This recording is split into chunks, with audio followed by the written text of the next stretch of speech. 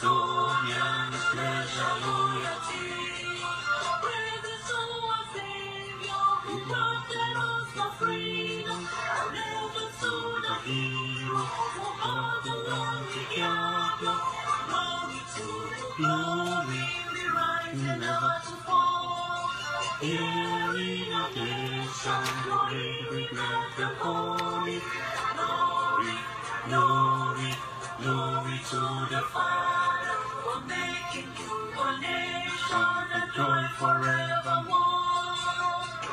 Amazonia, land of freedom, you shall live in plenty, meeting our need.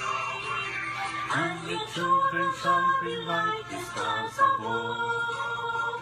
The Most High God be the watchman of His nation. Amazonia, land of freedom, you shall live in plenty, meeting our need. And your children shall be like the stars above. The Most High God be the watchman of His nation. I welcome you again once more to this program. Please share and invite our friends, comrades, co-warriors of this revolution. Let them be connected. I know the enemies are also connected. They do a good job to share.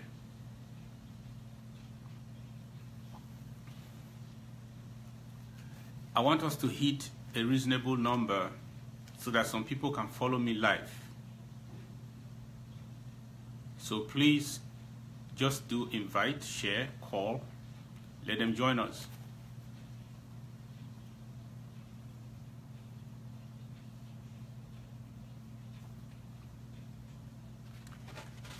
At the end of this broadcast, because I don't know how to manipulate this thing, I will advertise some Twitter handles that all of us should endeavor to tweet and send the message to the United Nations, because they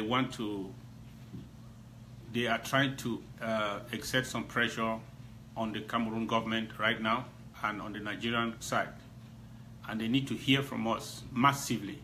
So I will advertise that at the end of this message, so I can pin it here, right here, so you can follow it.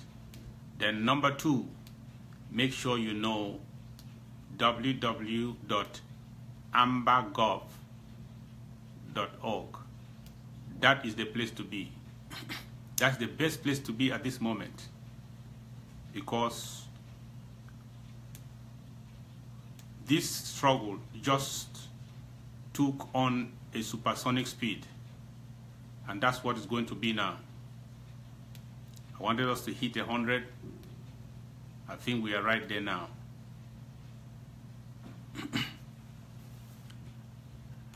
The first thing I want to do is to debunk some lies, some stories that have been widespread to the extent that, depending on who is talking, they have been considered to be the truth. I have to debunk them before I go to the body of my presentation. I want to endeavor to suggest a way forward. I want to warn, I want to encourage those on the ground, on ground zero. I want us to learn some lessons. I know many people want to apportion blames, but in a movement led by wise people, at a time like this, we don't try to look for where to apportion the blames, but the lessons to learn. So we want to learn some lessons, because that going forward, we perfect our art in this revolution. There will be a time for everything. But right now, we want to learn the lessons we have to learn quickly and move forward. If you love this kind of discourse, I encourage you to share and call some people and tell them our people's show is on. God bless you as you do so. The first thing I want to debunk here is that our leaders were not taken to Yaoundé prior to Friday. Is it the 27th or whatever, is it 28th? The fateful Friday. They were not taken to Yaoundé on the 5th of January or 6th of January as it has been spread all over the place. No. That theory, that conspiracy theory sounds so convincing, but it is not. So,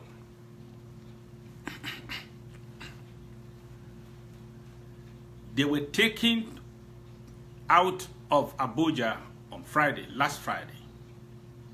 That is the truth. Number two, they are not dead. They are alive. Let me tell you, if they were dead, the Cameroon government would be the greatest fool to acknowledge that they are with us. How can you have killed somebody, right? And you still have the opportunity to say, I don't know anything about it. After all, they were not in my territory. How can you acknowledge they are now in my keeping if you have killed them? So that does not make sense, right? So they are not dead, they are alive.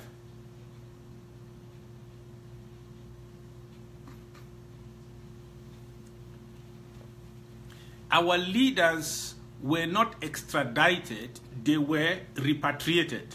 Repatriation is an easy administrative procedure where you can just be rounded up and sent back to where you came from. It happens in airports. It may not be connected with a crime. It's just that you are not welcome to stay in their country. And that is a right that every immigration has, or any security apparatus in a nation has over any visitor or anybody who is not a resident or who is not a citizen. But when it comes to extradition, it is to send somebody back to his country based on legal, based on allegations or crimes purportedly committed. It is to deliver somebody to the justice system back in his country of origin so that he can face trial. That is extradition. Our leaders were not extradited because extradition has a process as opposed to repatriation. And extradition must go through the court. They didn't go through the court. So what happened if our leader were in Abuja throughout all this time? What then? How? Why were they in Abuja for about 3 weeks? If they were there.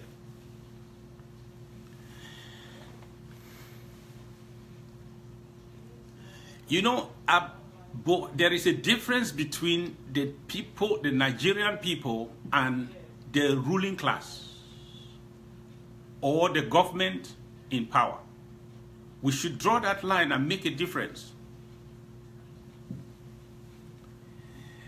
You know, Buhari did not know the weight of the Ambazonian people and the movement and the leadership. They thought they were just a group of people that just parade around.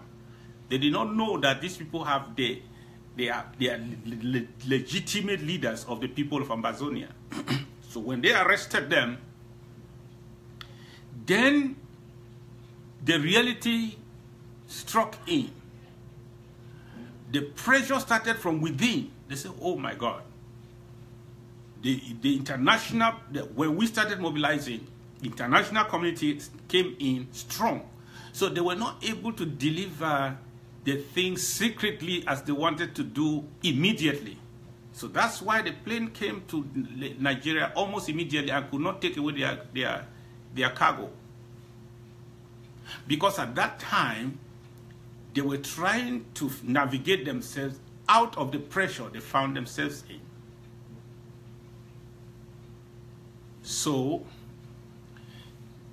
the UNHCR was already aware. They did not intend any of these people to be aware. They just thought that they were just a group of few people who are just making trouble around. Just round them up and wait. When the means of transportation come, put them in the plane and send them away. But when we blew the alarm, and now phone call, pressure all over, Amnesty International and so on, it was not easy for them to just they wanted the dust to settle. They thought somehow they can be talking and let the dust settle, then they will still do what they have to do. Then during that time, diplomacy came into play. That's why some people who say that all wars are to be won only by AK-47, there's no room for diplomacy, are naive. Diplomacy worked. La République did not come with AK-47 to get our people. They used the arm of diplomacy. That's it. Good or bad, I'm not saying that they did fantastic. No. Diplomacy is to use relationship to get what you want. Is to build relationship and lean on those relationships and rely on them to get what you want. That's it.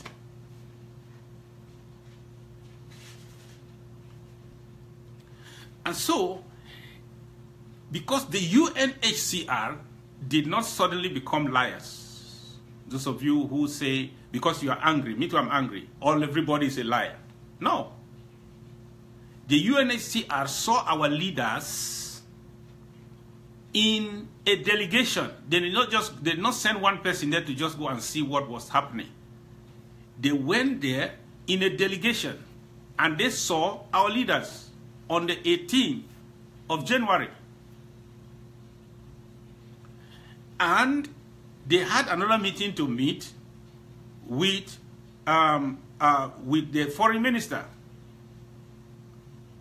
If not that the foreign minister was out of the country for the AU summit, those meetings were going on very well with the staff of the ministry, giving assurances all the way concerning the fate of the people who were held.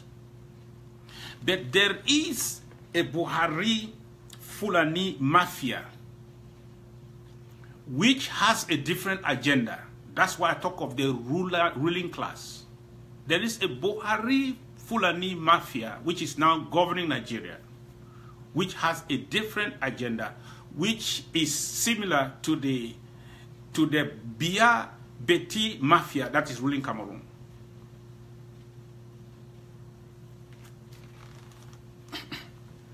Now, listen. The government pretended, when pressure was coming in, they pretended to comply. They pretended to comply. Because there was no other way they would have done. They pretended to comply. They pretended to comply, but the mafia had the upper hand because the mafia was compromised by the Franco-Betty mafia. They were compromised. The mafia, the Buhari Fulani mafia was compromised.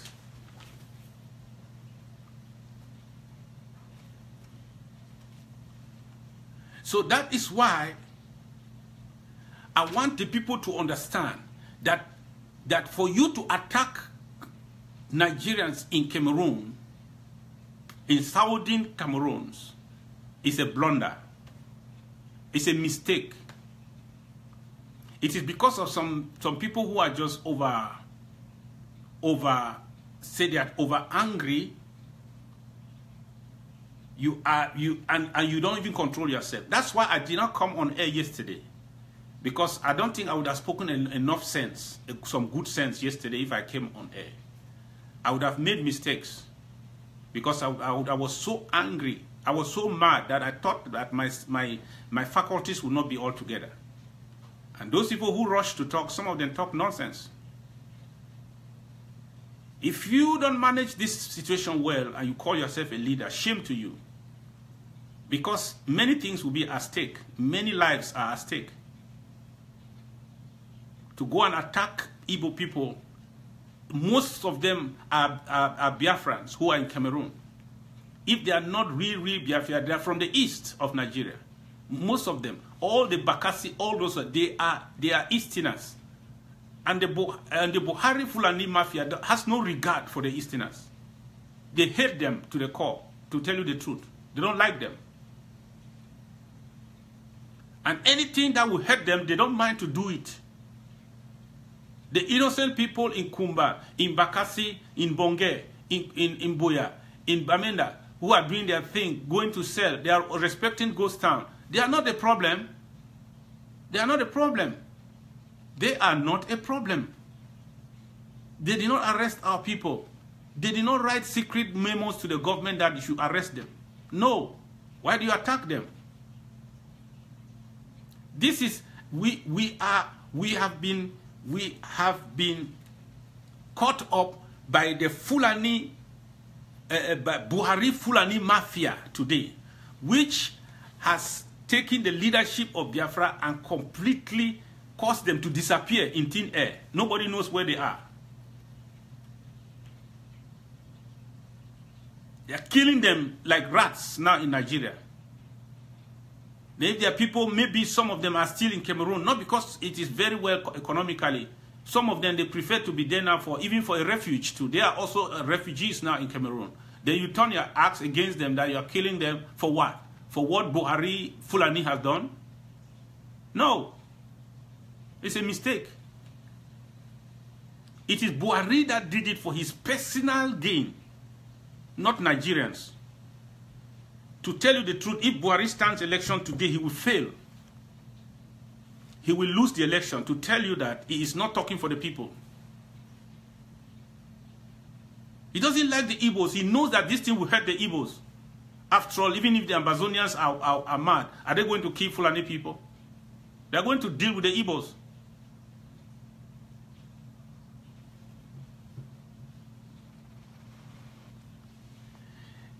Listen, this Buhari Fulani APC mafia, they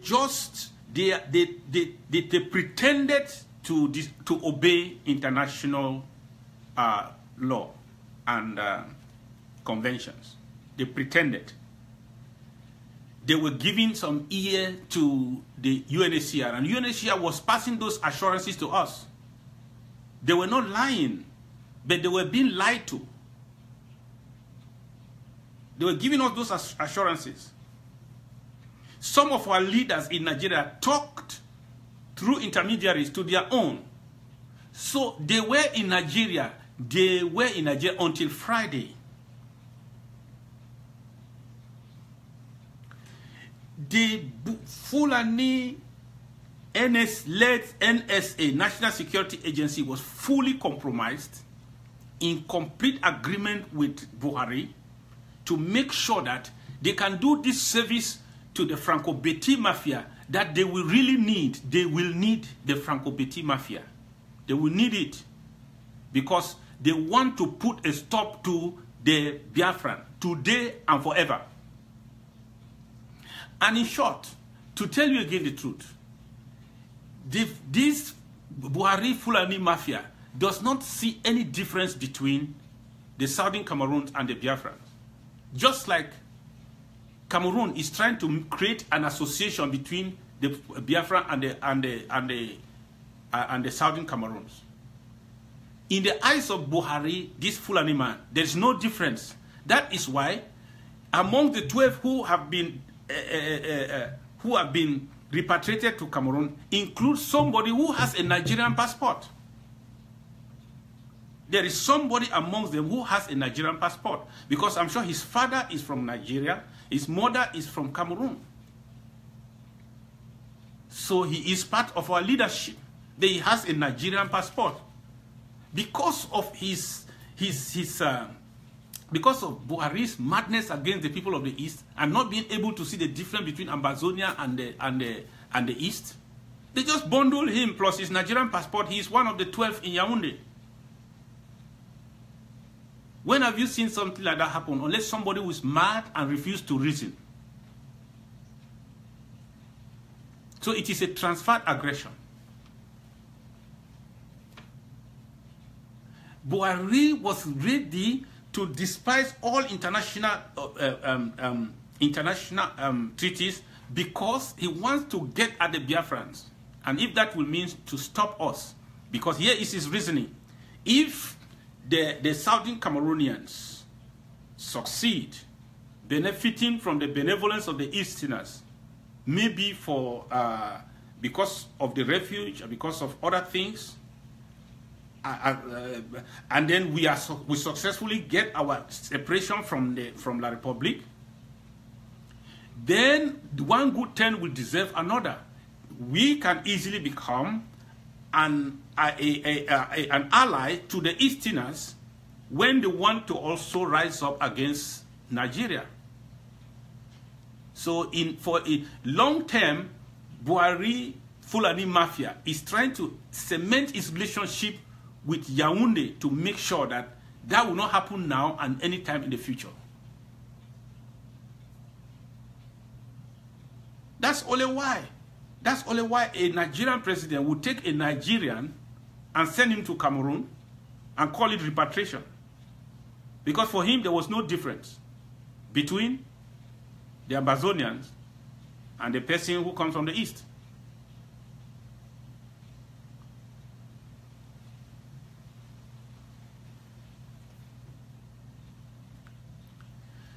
So, despite the pressure that came upon, Abuja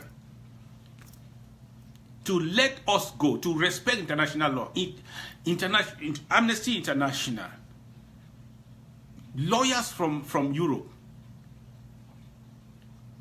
but one thing happened. The French came in very strong. This battle was not an easy one. You know what? I still say that's why we need diplomacy. If we had a big brother somewhere that we know, he would have also been in Abuja for us. It was a long battle, but they were fighting battles for us, people we had no commitment to, people who just sympathized with us, were able to go there on our behalf. Like Tony Blair's wife came to Abuja. I don't think we had engaged her in any official terms. But we needed a government at that point that would have said, that is what diplomacy is important.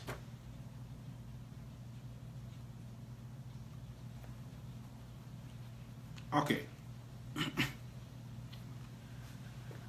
I came today, I don't know, I want to talk about the way forward, because that's the most important thing right now. Way forward. But let me underline some things before I proceed to the way forward. If you were against the setting up of the interim government from the origin, if that was your position, you have no moral ground You have no moral ground to be against it today and tell us that you are advising us. You were against it, so you are already against. So how can we trust your judgment? You are just against, you just seeing an opportunity to say the same thing. You are already against it. Those who were against the IG, they were wrong from the beginning, and they are wrong now. Because it's a shameful thing for some people to be against the IG. And now, because they have arrested some members of the IG, they are suddenly for the IG, and they want the IG to be built, to be reconstituted. If you are against it, you are against it. If it was not good then, it's not good now. So that's hypocrisy. Hypocrisy.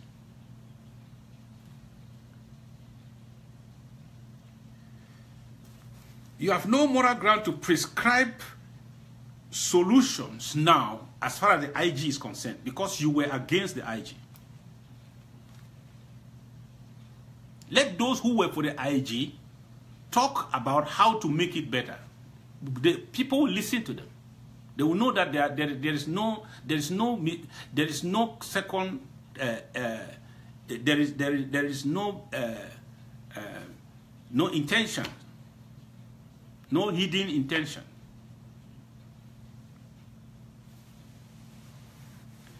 For us to know the way forward, I want to tell you again emphatically, the way forward is the IG, an interim government. That's the way forward.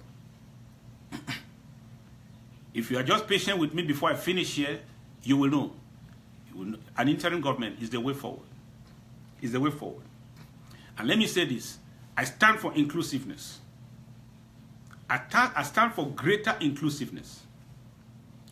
But those people who define inclusiveness as everybody, let them come and line up behind me. You are sick. You have a problem. Those people who define inclusiveness as let them come and line up behind me if they want this thing to work, because I am the man, we are the people. You have a problem. You are the problem of this revolution.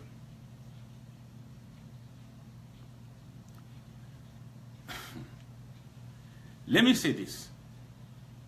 There's nobody in this revolution who is more important than others. That's a complex that we must deliver ourselves from. There's nobody. There's nobody. After you, the revolution will continue. After me, oh, people will cry for a few days, say, oh, common sense, blah, blah, blah, blah, blah. The revolution continues.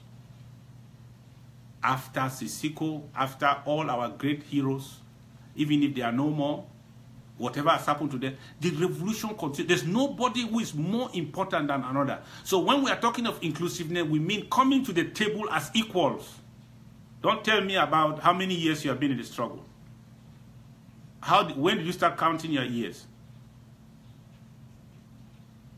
When do we start counting our years in the struggle?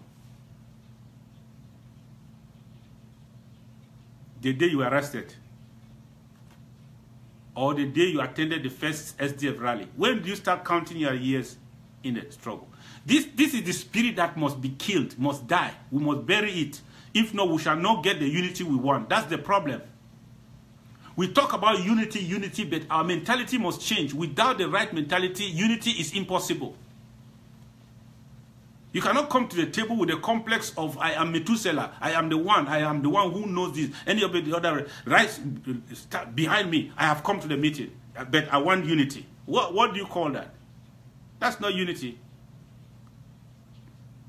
We must be delivered from that so that we can come together and we believe the same thing.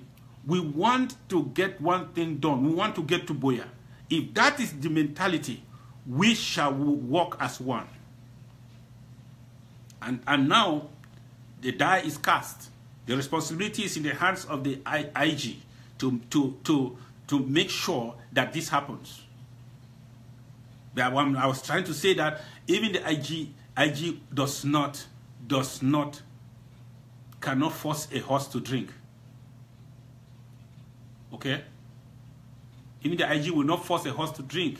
As meek as His Excellency Siseko Ayuk-Tabe was, he could not force a horse to drink.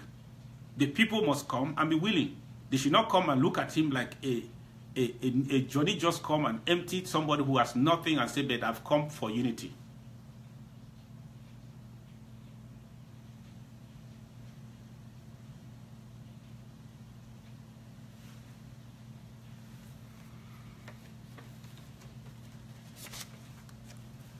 So in the next coming days, my recommendation is that the IG, being the adult in the room, should reconstitute, have important meetings held as quickly as possible, and invite again the coalition of the willing. The IG will always be the coalition of the willing. It's not going to be everybody come on your high horse, come and sit down, we must unite. And we'll take a sellotape and bind everybody. No, it is always going to be the coalition of the willing. And we shall call on that. I think the government will do everything to call for, for a coalition of the willing. But primarily, let the IG constitute itself together, all the arms, and elect a president. And the president should be president, not acting based on the information we have now. It should be president, not acting. Because I told you last time, I say it again now, that when a general is caught and he is in the hands of the enemy, the only thing we owe him is respect. We owe him respect, but we cannot obey his orders anymore. So that let the enemy know that if he intends to use him in captivity to derail the revolution, or if he intends to use them in captivity to redefine the revolution or influence it negatively, he will fail. So that is the wisdom that will carry us again throughout. We owe them respect. I respect Mancho BBC. I respect His Excellency Siseko Tabe. We respect great people like Fongalafo, people like Patasan. We respect people. But right now they are in captivity in the hands of our enemy. For now, we owe them respect, but we don't take orders again from them. It's very sad, huh? But that's the truth. Let the enemy know that he's holding their bodies. He's keeping them for a season. We are waiting for them in Boya. For now, we have enough people, enough brains that they trusted in, that they work with, that are still there. Those people are able to carry this ship along, are able to preserve the agenda until we get to Boya. You know what? La République had this plan. Whoever put together the agenda of that meeting in Abuja, he suggested something that would bring all the leadership of the interim government together. In their hope, they wanted to get everybody, including me, all of us in that meeting, because I don't know what the agenda was, because the president didn't tell us, everybody. But the agenda was so important that every member of government will come to that meeting physically. And therefore, they would have rounded up the whole government and then now take the whole government straight to Yaoundé. Thereby, now, having subdued us to that position, tried to make a deal, knowing that last time he arrested Abombala, so they were not representative enough of all the Amazonian. But this one, having gotten all the IG together, they are representative of the people. Therefore, I can force them into a deal that will either stop that their revolution or divide them in the manner that they must fail. So they are dreaming that they have the whole interim government and they have the whole leadership of Amazonia. They are dreaming. What they are going to see now is what I call supersonic speed. What they are going to see now is the level that they did not expect. In fact, they should be they should regret for what they have done. Just as they regretted after they have arrested the consortium leaders. Then this one they should regret. I'm sure they have started regretting. That's why they don't even know. I hear soldiers are everywhere now. Gendarmes, they are filled everywhere in Boya and so on. Just because they announced that they have them yesterday. They are already panicking. They have not seen anything. They should regret. They should know that those people, they are only voices. The leaders you have, La République, they are voices. They are not the people on the street. The collective conscience of the Amazonians has decided that we are living this fake union. Those people were just voices that to help you people to articulate to you people what is happening in southern Cameroon. And now you think you have the revolution. You don't have the revolution. We have to do something that they will know that they don't have the revolution. They don't have them. The revolution is still in the heart of the people. And there are still some voices that are still alive, that are still articulating the views and the desires of the people. This revolution has just started. This revolution has just started. Now, we are going to make some noise and draw international attention to those people. They will be preserved. It will be the stupidest thing La République can do to let anybody, whether it is the crazy Franco-Betty mafia, to kill any of those 12 people. That would be the stupidest thing of the century. So they will preserve them. I know they will. They will jealously guard and preserve them. Because I don't think French, in as much as they want to stabilize the problem, I don't think they are prepared for what will happen. And I use this opportunity to ask any CPDM leader and Francophone French-speaking person listening to me. We are about 7 million people back home, Amazonians.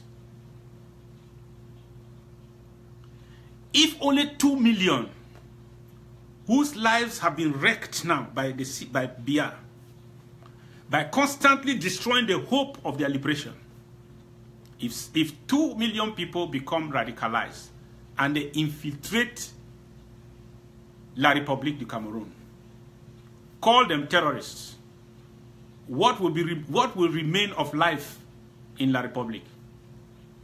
Because Boko Haram are here, they are not even up to 1,000. They have caused hell. They have wreaked havoc in the whole of the north of Cameroon. In fact, there will be no more anything called La République Cameroon. It will cease to exist as you know it. Let anything happen to any of those people that these criminals, this terrorist regime are holding now, our leaders, then the atomic bomb has exploded. The nation called La République, as they call it now, will cease to exist as we know it. That's the truth. So jealously keep them. Make sure they are well taken care of. Then they are sick, they are attended to.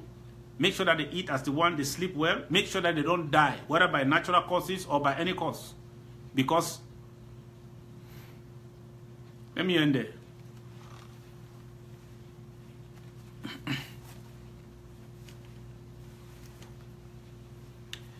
AK-47 will give us attention. It will give us attention.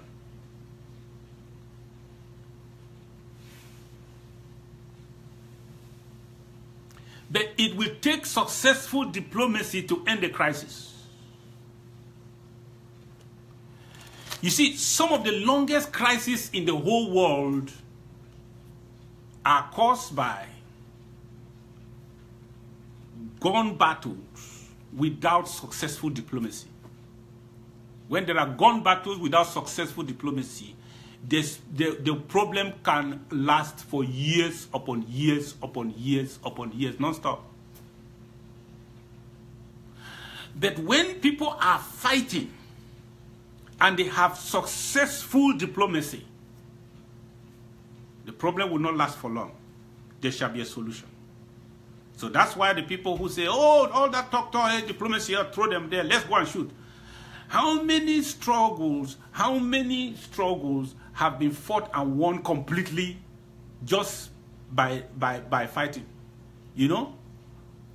How long will it take for us to march La République pound for pound and fight until La République army lift up their hands that we have surrendered, and then we say, okay, we have the victory? How long will it take? But with the correct alliances that we establish, with the correct relationship,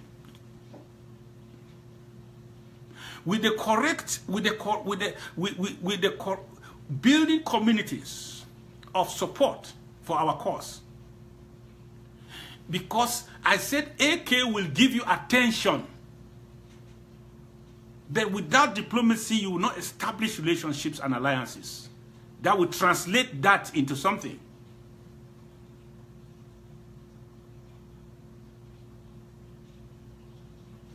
That is why we need a government now, because it is only the government that thinks complete like that. It's only the government right now that thinks complete, in complete tenses. Some people think only in the past tense and the future tense. The government thinks in complete tenses. It knows that they have to balance diplomacy, and at the same time, they have to speak the language of the oppressor. Because Biya has demonstrated one thing, the Franco-Betty Mafia, they have demonstrated one thing to everybody and to the international community, that they are not going to settle this matter by any meaningful dialogue. They have chosen to use one thing, force, because they lose on the dialogue table. Because there are accords between La République and France that they don't want to tamper with. So they lose if there's meaningful dialogue. So they have made it clear that they want to solve it through violence. Their language is violence. And so we have to speak the language of the enemy to understand. That is where self-defense comes in. And let me tell you, when it comes to self-defense, there is no nation in the world whose military secrets are exposed on Facebook and social media. That's why I am appalled by so-called leaders and faces of this revolution who take everything concerning our struggle on Facebook. And they tend to say that when you are not talking about it, it means you are doing nothing about it. You see the naivety? In a country of the naive, those kind of statements make sense. Oh, you are not talking about it, I'm the one talking about it, therefore I'm the one doing something about it. Every nation, every country, every government has classified business. And let me tell you, when it comes to their security, it's classified. They don't put it on their websites. They don't blow it on the social media. If you even trap them to even ask them a question, they will dodge the question. They don't answer that. And let me tell you, when you say things, you go and claim responsibility for I killed them, we are people, we are killing them, we kill them, we kill them. How does that help us? It does not change the impact, right? If people in defense of their trying to defend themselves and their community, they kill a soldier, you don't need to say we killed him before the impact is felt. The impact is already felt. So you don't need to say anything about that. And let me tell you this, we have to be wise. Okay? When somebody is killed, it is called a crime. So when you go to the social media or to interviews and you are saying that I killed a person, you are confessing to a crime. In the French law system, you are considered a criminal until you prove yourself innocent. Okay, you can say I killed him because of self-defense, but it's a crime. The self-defense has to be proven. You have to prove that it is self-defense. That what you call self-defense is actually self-defense. If not, you have just confessed to a crime. Why do you confess to a crime? Which does not help us in any way. It doesn't. You go to the international community now, instead of them to be sympathizing about the genocide that is going on, the people who are being killed, instead, the first question they ask you is, are you killing gendarmes and armies? How many were killed on the 21st of September? How many were killed on the 1st of October? And the days that followed? How many were being massacred from village to village? How many have been maimed? How many villages have been emptied? People have been killed. Those who have died in forests. How many are they killing? The genocide that is going on. But because of our amateurish leadership and behavior among the people, in this movement, we make statements, I don't know for whatever purpose. And when you go somewhere now, you enter an office, you want to talk important things, the first question they ask you is, I hear you people are killing gendarmes. I've been to state departments. And what do you say? What do you answer? Yes, we are killing them. We are killing them. There is you are just confessing to something which is wrong until it is proven that you were right. How can you be here and you are killing gendarmes over there? How? How do you do it? You have to be smart. You think that the Republic and their spokesman, Chiroma, we don't like him. We call him all kinds of names. But he is a very smart guy. Has he ever acknowledged? Has he ever acknowledged that they killed some people, innocent people who were carrying leaves? Has he ever acknowledged that? They have killed hundreds. Has he ever acknowledged that they shot people on their feet and maimed all of them? Has he acknowledged them? Has he ever acknowledged that? Does that make him weaker? Does that make his government and his army weaker before us? That is how governments handle security. That is how classified information is handled. Anybody who is doing that is not a steady hand. I've heard many people from Manu saying that the war was brought prematurely to them because of such stupidity. The war was prematurely declared on the Manu people because of such stupidity. We do not need to do any of that to inflict pain, which is our objective, to inflict pain on the oppressor, so that we can go away from Amazonia. We did not need to go and make public confessions and parades and Facebook shows and media. We do not need that. No government does that. In fact, in the government, if you do that, you are fired. Every security agency, every government in the world, if you do that, you are fired.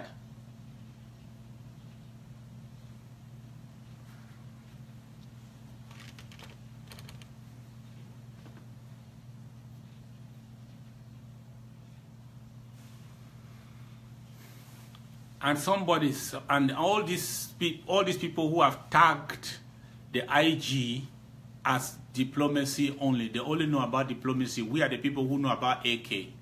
Come on. What do you mean by you are the people who know about AK? Because you take it to Twitter and social media. No. No. There's nobody who cares about the defense of the people of Southern Cameroon more than Julius Ayok Tabe. Nobody. Who cares about this defense of the people in that place? He cares about it in every ramification. But does he talk about it on social media? No. No, and he will never do that. I will never do it. We will never do it. The IG will not do it. If you do it like that, you'll be fired. Because that's how governments do. You say, okay, oh, because they are not talking, we are not hearing about them. What are they doing? We are not here. You want to hear about what the IG is doing to defend the people in homeland. How do you want to hear? Tell me, you want to hear it on email, or you want to hear it on SCBC television or some local radio station, or you want to hear it on Facebook Live and YouTube? That's where you want to hear what they are doing. Governments don't run like that.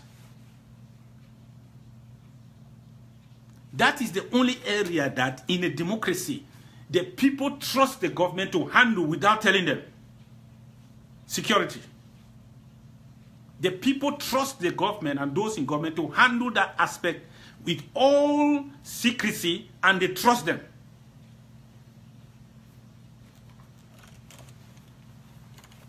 I don't care the pressure that is happening on social media, and people talk left and right and so on, send WhatsApp messages and so on.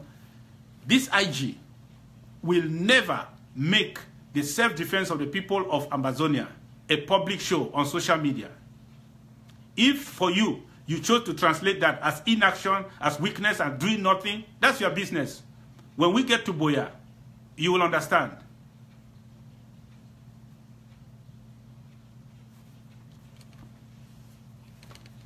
I won't talk about the way forward, taking so much time.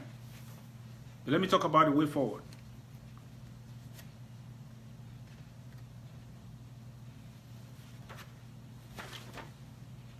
Or let me talk about some lessons, the lessons from Abuja. Lessons from Abuja, before I go.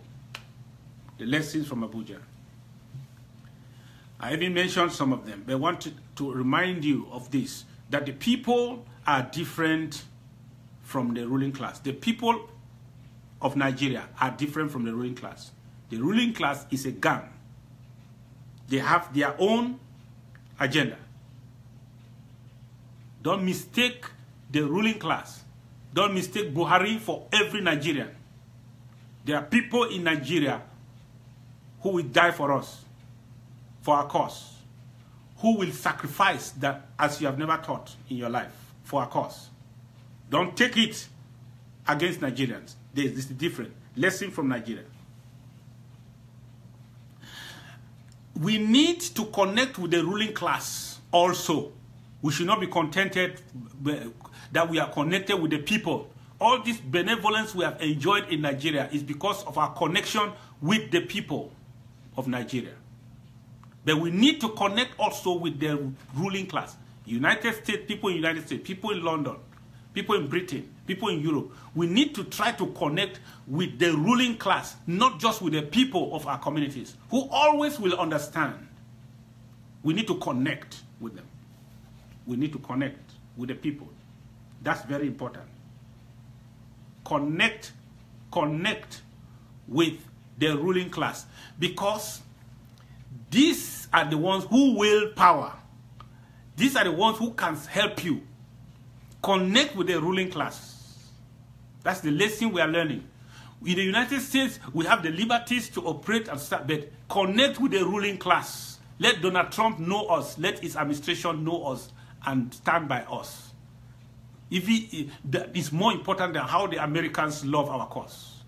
Because that is where power is wielded, the ruling class. Lessons from Abuja. Lessons from Abuja. The only time Yaoundé, because Yaoundé has decided that they are going to prosecute this, they will solve this problem only by violence. They will use violence to suppress us. They have no strategy. It's only the use of force to quell the situation. That is their resolve. International community has spoken. Commonwealth Secretary has spoken. Nigeria government spoke in public appearances. The United States, the United Nations spoke. Dialogue, sincere dialogue, serious dialogue. No, they have made one resolve, that we are small, we are little. The only thing they can do is to use force and crush these people, as many as possible, and keep the peace, keep the calm, keep the place calm, and continue with oppression. That is their resolve. That's their resolve. So, there are two things we must do. Two things we must do. One, we must make sure that they have to rethink their strategy. That strategy of we shall use violence and stop this thing, we have to do everything for them to rethink their strategy. They cannot rethink their strategy of violence until they see that it's failing. Nobody rethinks his strategy until he discovers that that strategy is failing. Or number two, the strategy is costly. We must make their strategy of violence costly. We must make their strategy of using violence to solve this problem as seen to be failing. It must fail. Now, here is my take on the way forward as far as defense and our resistance is concerned.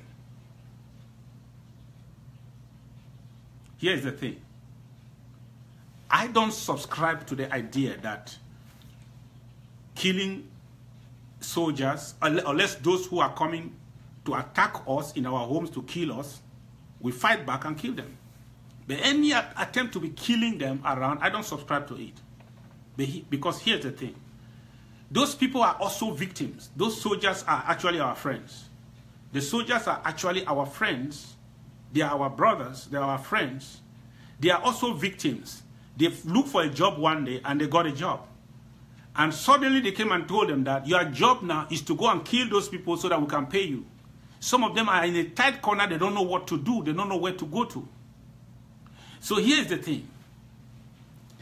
If, as far as the French continue to get the wealth from our place, as far as those oil rigs are continuing to give them money, as far as our forest is continuing to give them money, as far as the CDC is continuing to export our crops to them, as the French are still making their money, they will pay any percentage of it to the French Cameroon government, yeah, to continue to recruit people who will go and die for them.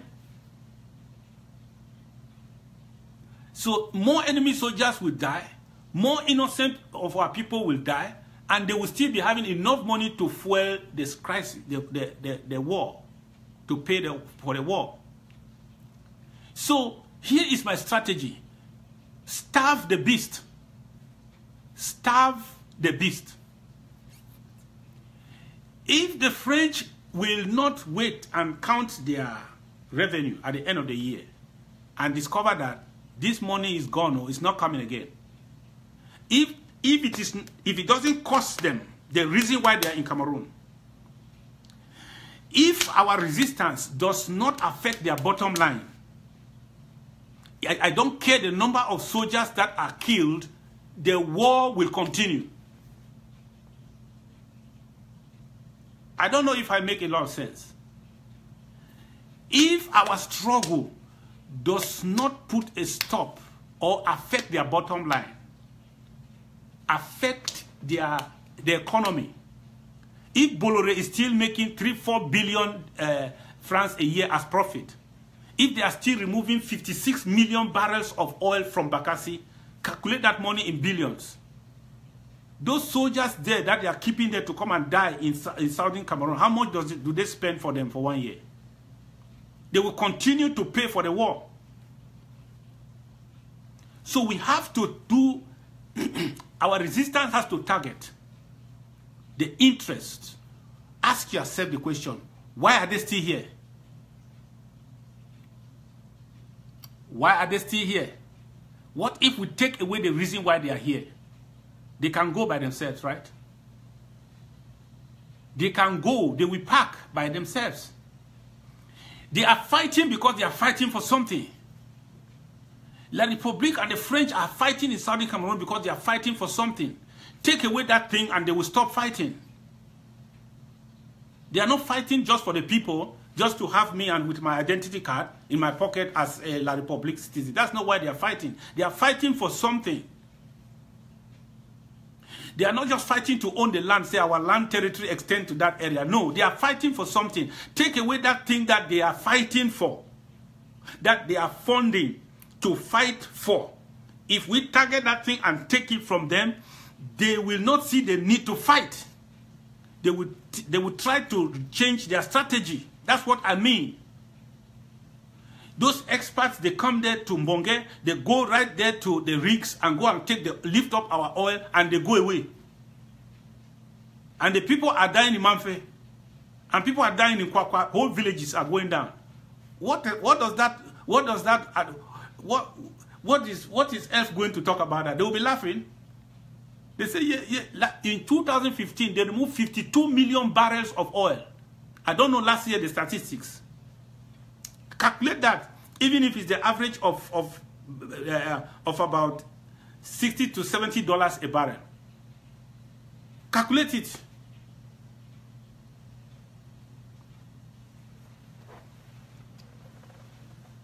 As far as the reason why they are funding the war is still there, and they are still making profit, they will continue to fund the war, and it will delay our victory. If we take out their economic interests, they will change the strategy. All right? I'm just saying my own. If not, if you can kill, they have launched a recruitment of 5,000 bees. Before we finish killing the 5,000 bees in retaliation, they would have recruited another 5,000. And who are paying it is the Franco-Betty Mafia. Money from the oil, money from the resources. As far as they are still making profit, they will continue to fund it until something happens.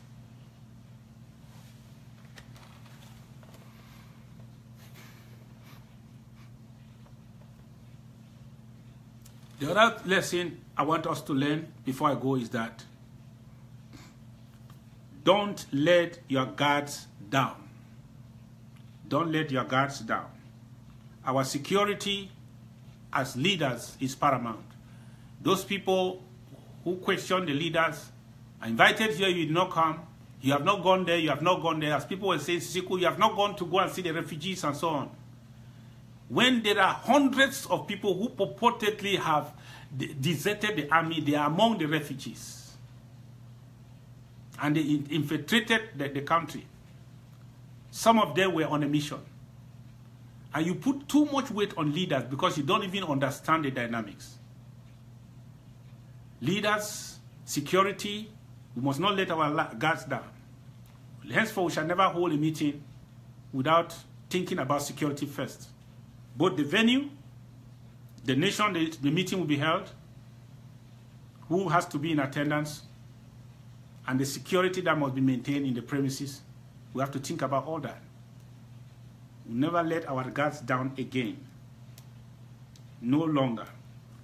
And the last lesson is to know that Nigeria is not a home for our leadership. They may be a home for our refugees, but they are no longer a home for our leadership under this administration.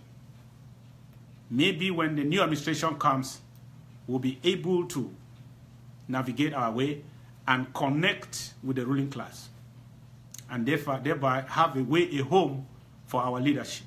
But for now, we have to think ahead and make sure that we find another place that will be more comfortable as far as this Buhari Fulani Mafia is in power.